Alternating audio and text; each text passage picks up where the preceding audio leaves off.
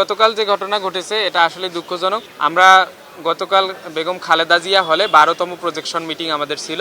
এই প্রজেকশন মিটিংটাতে খাবার, চেয়ার, তারপরে প্রজেকশন মিটিংয়ের যত সরঞ্জাম, প্রজেক্টর, এমনকি চেয়ার পর্যন্ত ঢুকতে দেওয়া হয়নি, কোনো কিছুই ঢুকতে দেওয়া হয়নি। আমাদের এর আগের 11টা হল মিটিংয়ে প্রত্যেকটাতেই ঢুকতে দেওয়া হয়েছিল এই সরঞ্জামগুলো। এই সরঞ্জামাদিগুলো যেহেতু হলের ভিতরে একটু অভাব থাকে, এজন্য আমরা এগুলো ঢুকে নিয়ে গিয়ে ছাত্র এবং ছাত্রীদের বসার জায়গা করে দিই। কিন্তু গতকাল যখন এগুলো প্রবেশ করতে নিষেধ করা হয়েছে এবং তারা জব্দ শব্দটা উল্লেখ করেছে, এটা হাস্যকর।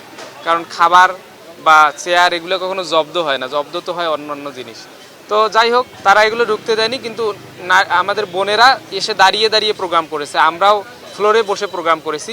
আমরা আমাদের আদর্শ ছড়িয়ে দিতে চাই, আমাদের প্রচার প্রচারণা করতে চাই। আমাদের প্রজেকশন মিটিংগুলোতে উপসে পড়া উপস্থিতি দেখে অনেকের হয়তো আফসোস হচ্ছে, এজন্য তারা নানাভাবে নির্বাচন কমিশনকে প্রভাবিত করে আমাদেরকে বাধা দেওয়ার চেষ্টা করতেছে।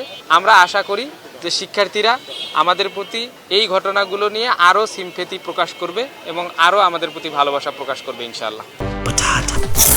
বাছাই করা আলু আর স্পাইসি সিজনিং এ প্রাণ পোটাটা চিপস নাকি বিস্কিট খেয়ে বোঝে নাও।